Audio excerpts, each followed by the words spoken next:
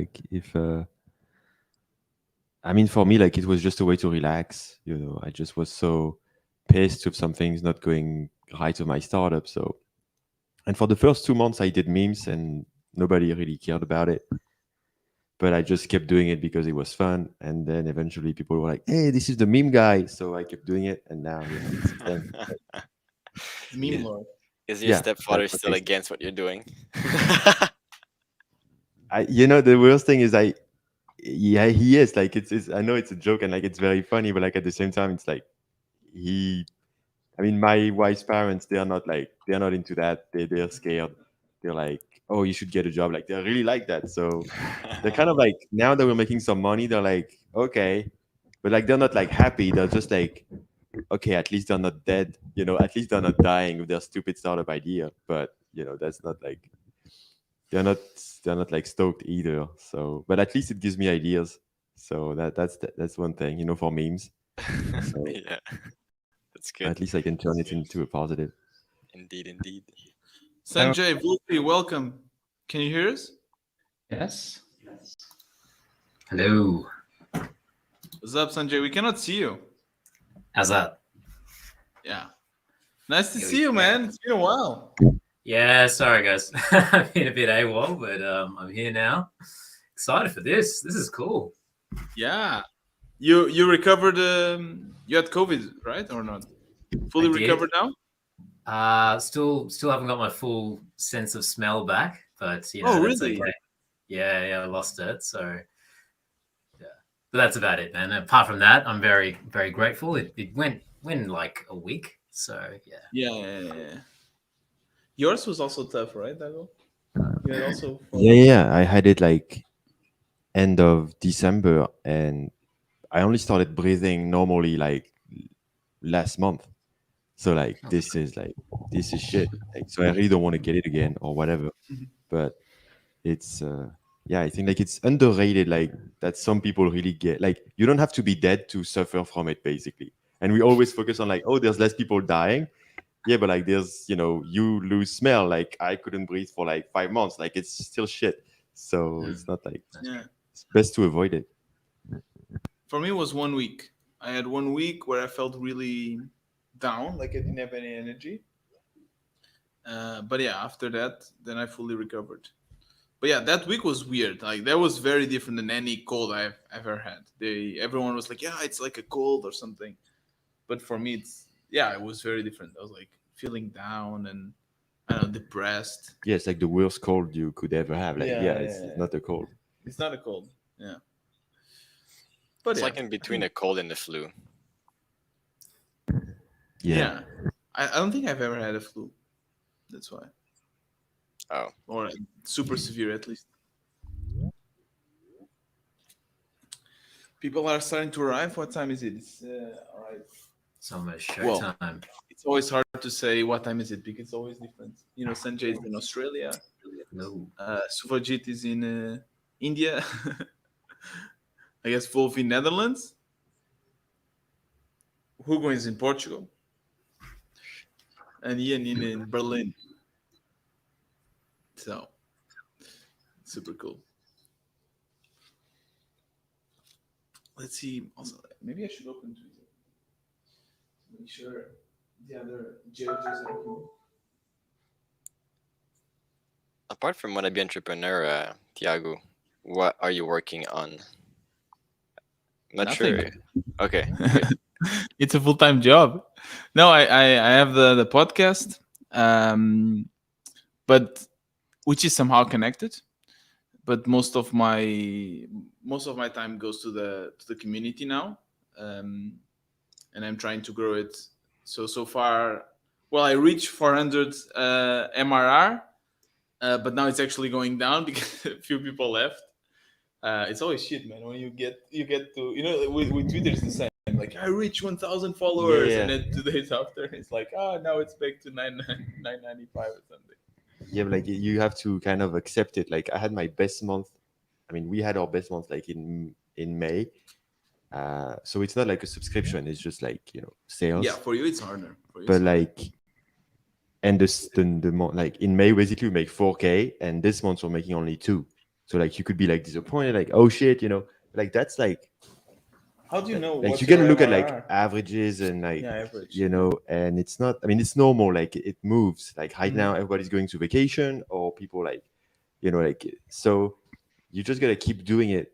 And then you look at like, okay, the past 3 months or like the past 6 months, but like Mhm. you shouldn't be worried for like you took like 2 weeks vacation, Yeah, so yeah. it's normal that it goes down a bit. But then But it's if I freak out. A little bit. yeah, it's normal. I mean, but like, I get you, because I used to freak out, but Mhm. and I still freak out. Like, I mean, like we had like a couple of weeks with like only 3 or 4 sales a week, which for us is little, and we were freaking out. But like you're gonna get used to freaking out. Yeah. Like it's normal, and then it's gonna. I mean, like if you keep going for it, like if you keep doing it, then it's gonna come back up. Like maybe in 2 weeks you're gonna have like 100 MRR in 1 week, because you're gonna have a good week, because Yeah, something's yeah, gonna happen. So that's like Yeah, true. Yeah. But you want a slow, consistent growth. You don't want like a huge hockey stick. Or Of course, I otherwise, want to speak. he I wants mean, your hockey stick. He just Yeah. wants hockey stick. Yeah. yeah, but you're gonna crash as fast off in most cases. So I can see that the two other judges are already here, Mark and Anna. Welcome. Thank you so much for taking the time for our first ever demo day. The idea. Oh, Anna is writing. I don't know. Maybe we can wait a few more minutes to see if more people will join for us to start. But the idea will be that.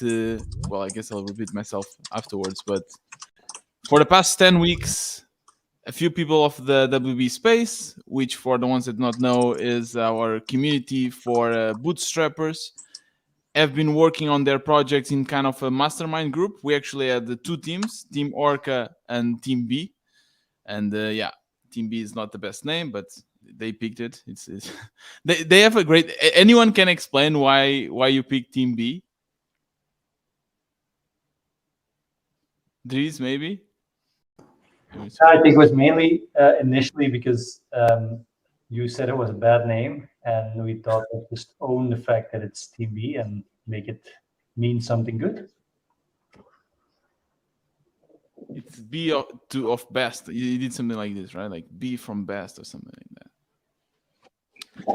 So at the end, it's your fault, Thiago. It's just because you were against it, so we kept it. Yeah. Well, it was my plan all along. Is that? Oh, Max is here. Yeah, that's Dago. Where's Max actually? Ah, he's there. I cannot see you, Max. Who is Max? It's Maxwell. Oh yeah, Maxwell. You know him from Twitter. But man, I haven't seen him for a while now. And are you there, Max? Why can't we see you?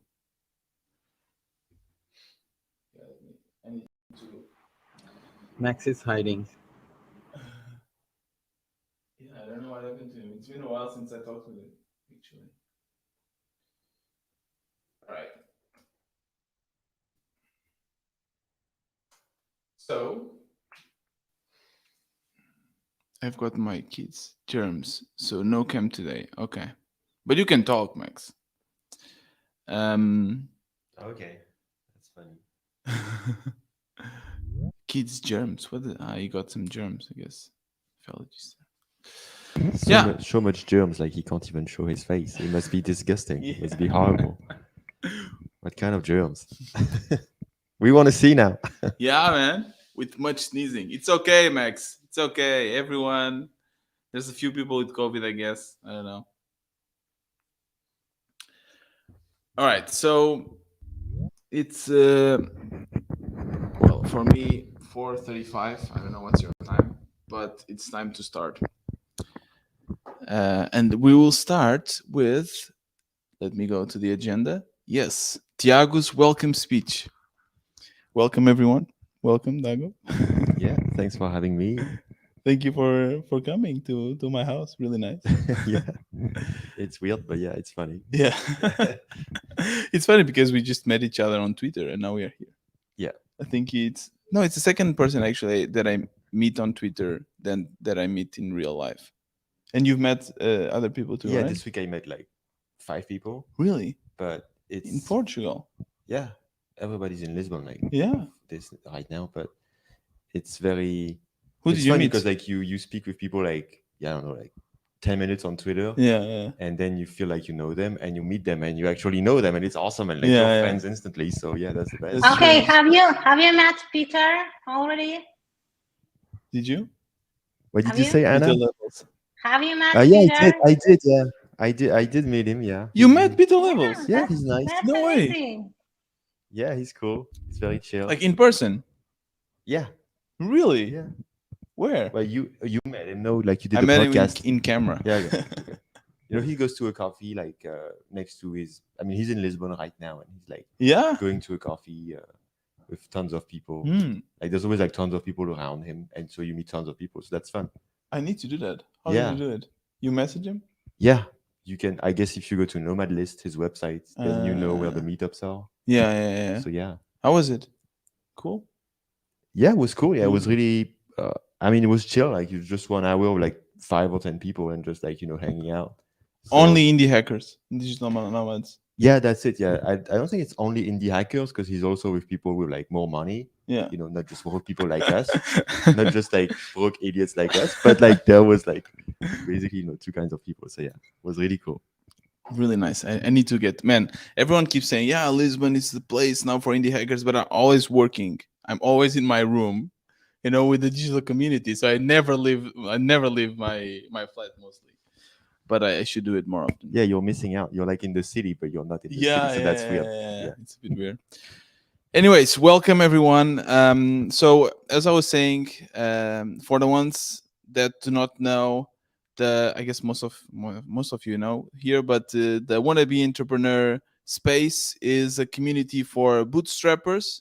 We are people from all over the world trying to reach the ramen profitability from our projects, and I think it started around like November 2021, and it's been growing, super fun. We have a lot of events going on, and this event in particular is called the Demo Day because for the past 10 weeks we had a bootstrapper accelerator. What does this mean? It means that there's no investment because we are all broke. There's no seed money, but it's kind of a mastermind group where people work together. And there were two teams, Team Orc and Team B. Each team had 5 elements, and every week they met, they discussed their projects, they gave feedback to each other, and they kept each other accountable. I was somehow present in Team Orca, but to be honest, I'm not even presenting because I tried to work with another project which was Change It, but I didn't really have time. So I still did the meetings. I still got some great feedback, but to be honest, I don't think I have anything proper to present. But in the meantime, I also followed a little bit what Team B was doing. They seem to be very organized, working together very well, always sharing nice pictures, especially Kazi. Kazi is the kind of person that if you have a meeting with him, you know that in the next minutes there will be a picture of you on Twitter. So, yeah. So today it's the day where we'll be presenting. So each one of the participants will share a little bit about their journey, about their projects, what they have learned. And after their presentations, we have here 3 amazing judges, Anna, Mark, and Dagobert. And they will give some feedback on the pitches, give some tips, some tricks. And maybe to start, I will ask you for each one of the judges to give a quick introduction about themselves. I guess most of the people will know you already, definitely from listening to the Wannabe Entrepreneur podcast. I know that everyone is a listener here, or not. But yeah, Anna, do you mind starting giving a little introduction about you and your expertise? Oh, that was unexpected, but I presume everyone knows Dagobert, so he doesn't need a special intro. Yeah, maybe I'm not so popular yet. Okay, I have almost 19 years of experience in business now. So I've been an indie hacker all my life. Never raised. I took some business loans from the bank, but I don't know if it counts. Well, on the serious note, I have 19 years of experience in business. My first one was the content marketing agency when content marketing didn't exist, so no one did content marketing 19 years ago, so people didn't understand what it is about. There was advertising, but there was not even the term content, so I was one of the pioneers.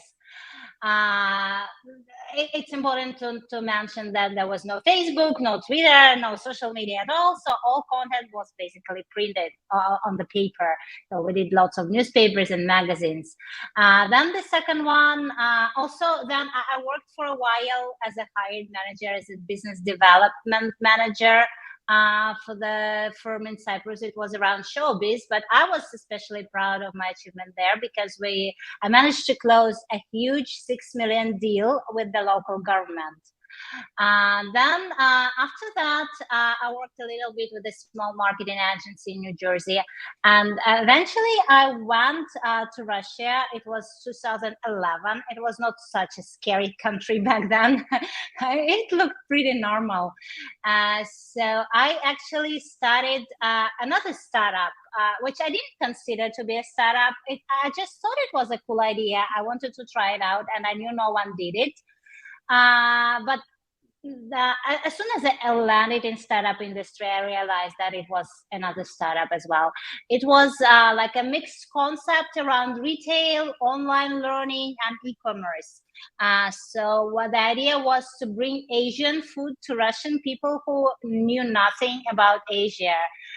Because as you know, in many countries, like Asian grocery stores are mostly targeted at like local communities, Asian communities, like Chinese sell to Chinese, Koreans to Koreans, and maybe they sell to the supermarkets as well, to the restaurants as well. But basically, it's very targeted at the communities.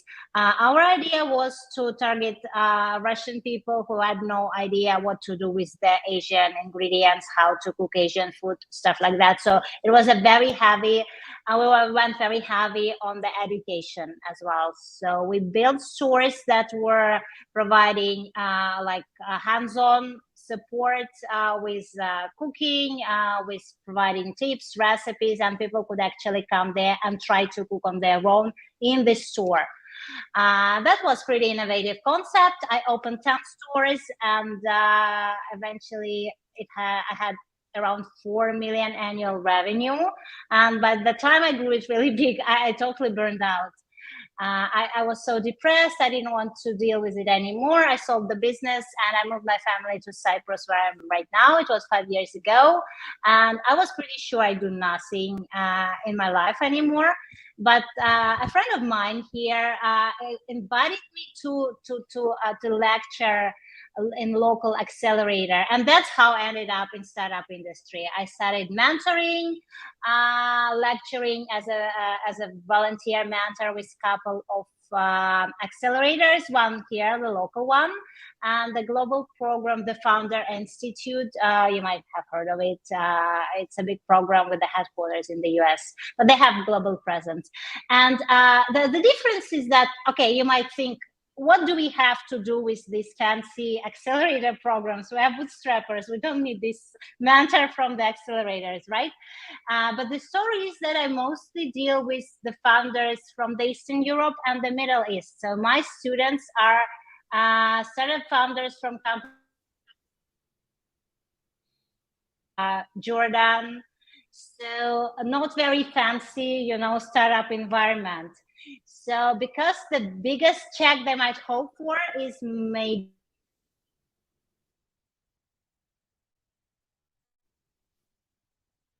to think as bootstrappers, they have to chase the revenue. So that's my story. I still keep on mentoring and teaching founders. Cool, amazing. Thank you for the introduction. I think you're expertise will bring a lot here to the table, and I think we'll learn a lot from you, Anna. So thank you very much. And for the people that want to learn more about Anna, make sure to listen to the interview we did on the Wannabe Entrepreneur. And Mark, Yeah, now it's your turn. welcome to follow me on Twitter and LinkedIn as well. Oh yeah, of course. It's non-tech Anna, right? At non-tech Anna. No, it's easy to find me as Anna Bibikova everywhere. Yeah, definitely. You can also add it in the chat if you want. But yeah, if you just search for Anna Bibikova. What about the judo hacker, our judo master here? Mark, would you mind giving some words about you? Sure. First of all, I want to say thanks, Anna. I'm a huge fan. I love all the knowledge you share on Twitter. Oh, thank you so much, Mark. Thank you. So I started my career as a software engineer, and I was first job was working in a startup, and that startup was basically building startups inside the startup. So they were building these different marketplaces for B2B.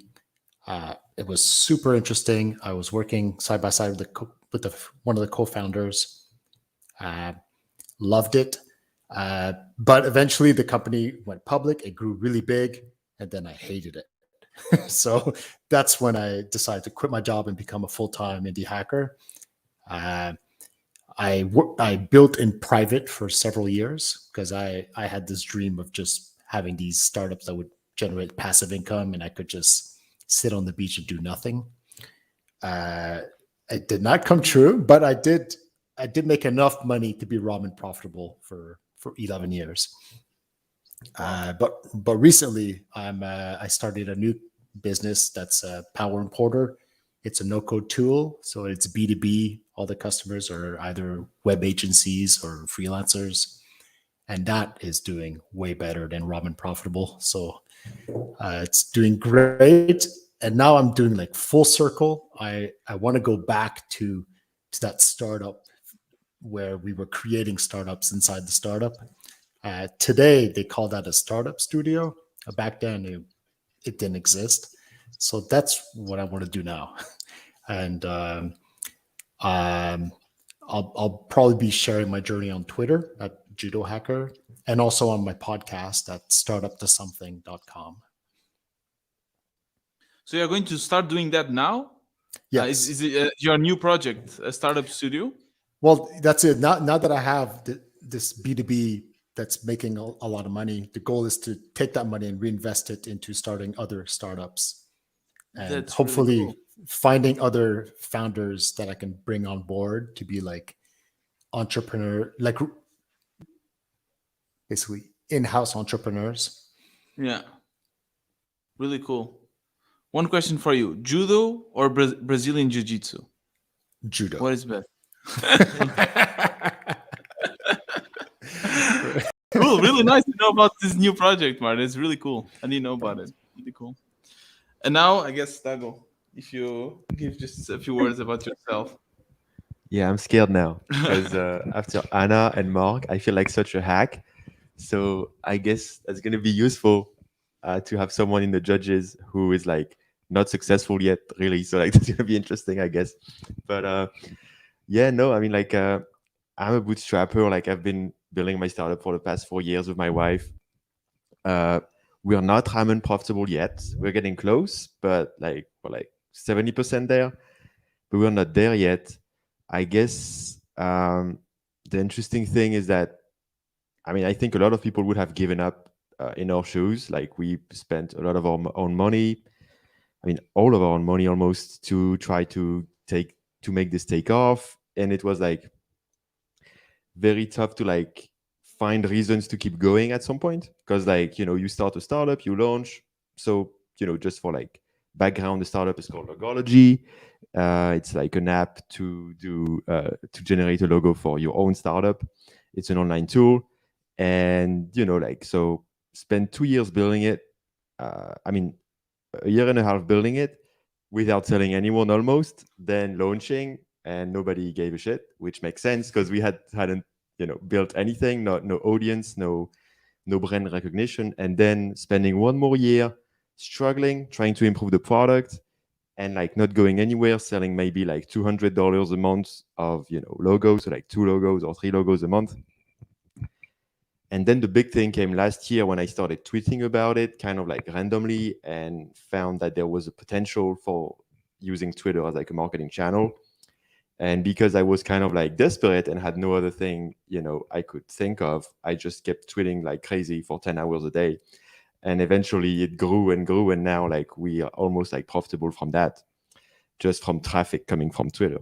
But yeah, so I guess the usefulness is that I can help with, seeing, what would be like a very early stage problem, not like scaling, because I never done that, but like, early stage things of like what to focus on and like what to avoid maybe, and when to see if something has potential or not, when there's like very little signal because you don't have much traffic or not. So, I really hope I can be helpful with this, with this thing. Of course, you'll be helpful. You're too humble. This guy, first time when I interviewed you, you had like 7,000 followers on Twitter or something like that, and now you have what? 35. 35. Yeah, it's crazy. And I was happy that I went from 500 to 1,000. But okay. Well, No, that's already good. That's good. It's okay. All right, so these are our judges, and let me hear you clap for our judges. And to do that, actually, there's everyone going the analog way. There's actually a feature on Jitsi where, someone is clapping now. Yeah, it's much better when people do it though. Oh, whoops! I just raised my hand. I meant to clap. Yeah. This is much more meta. I like it. It's weird. It's weird, but it's fun. Look how many people are clapping. It's amazing. Okay. All right. You can stop now. You can stop.